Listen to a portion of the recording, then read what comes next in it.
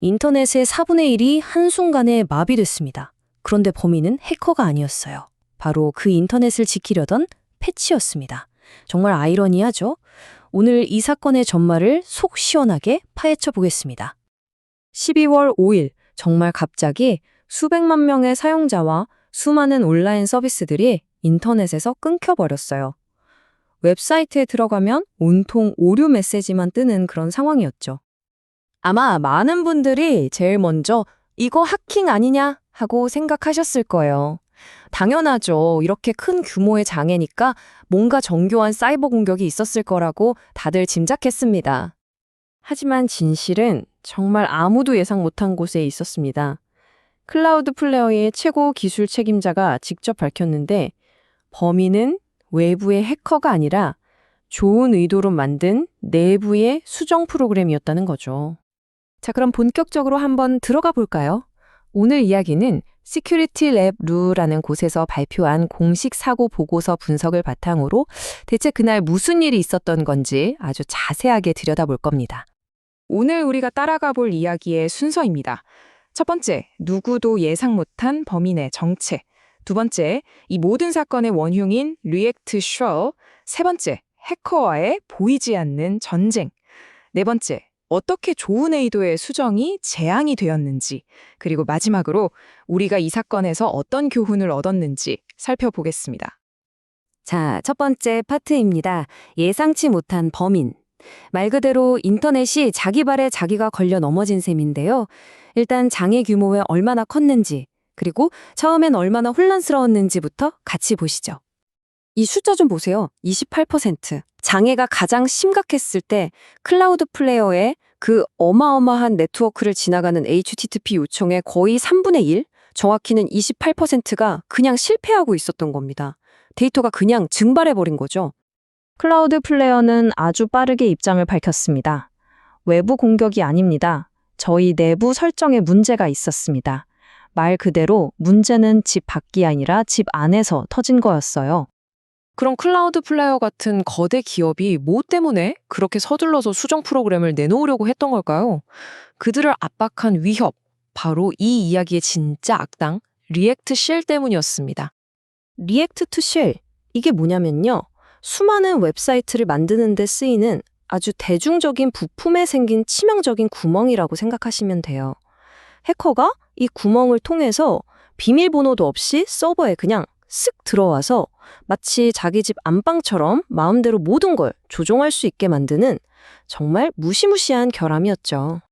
이 그래프가 그 심각성을 아주 잘 보여주는데요. 공식적인 위험도 점수에서 보이시죠? 10점 만점에 10점을 받았어요. 완벽한 10점. 이건 그냥 받을 수 있는 가장 높은 위험 등급이라는 뜻입니다. 보통 심각한 결함도 이 정도 점수는 잘 안 나와요. 그리고 이건 그냥 이런 위험이 있다는 이론적인 수준의 이야기가 아니었어요. 이 구멍을 막으려는 전 세계 보안 전문가들과 이걸 이용해서 뚫으려는 해커들, 심지어 국가의 지원을 받는 해커들 사이에 보이지 않는 전쟁이 이미 시작된 상태였습니다. 압박감이 정말 엄청났겠죠. 취약점 정보가 세상에 공개된 지 불과 몇 시간 만에 국가가 뒤를 봐주는 해킹 그룹들이 이걸 벌써 무기로 만들어서 공격을 시작하고 있었으니까요. 그야말로 시간과의 싸움이었던 겁니다. 레드웨어라는 회사의 전문가인 파스클 기넨스가 남긴 이 말이 핵심을 정확히 짚어줍니다. 이건 경주다.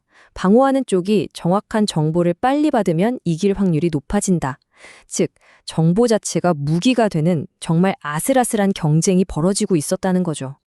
자, 이렇게 숨막히는 압탁 속에서 클라우드 플레이어는 방패를 만들려고 패치를 내놨습니다.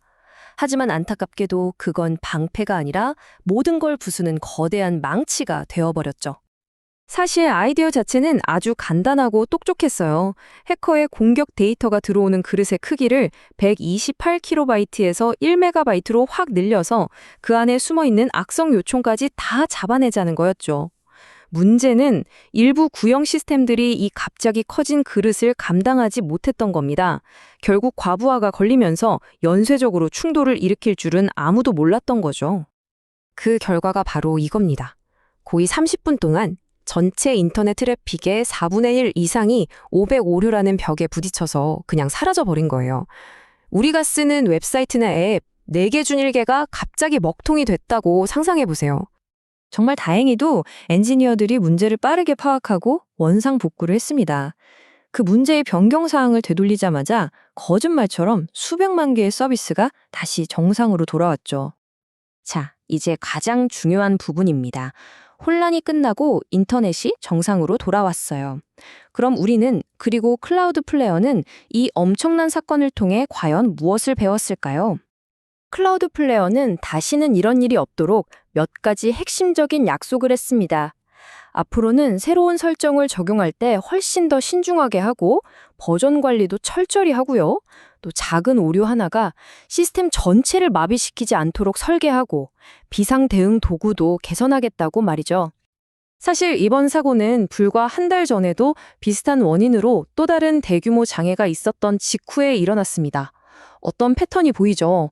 그렇기 때문에 방금 말씀드린 이런 개선 약속들이 얼마나 시급하고 중요한지 다시 한번 깨닫게 됩니다. 결국 이 사건은 우리 모두에게 아주 중요한 질문을 던집니다. 인터넷을 새로운 위협으로부터 지키려는 그 다급함 속에서 우리가 내놓는 해결책이 오히려 더 큰 문제를 일으키지 않게 하려면 어떻게 해야 할까요? 오늘 이 분석이 도움이 되셨다면 구독과 좋아요 꼭 부탁드립니다. 저희가 다음 컨텐츠를 만드는데 정말 큰 힘이 됩니다. 시청해주셔서 감사합니다.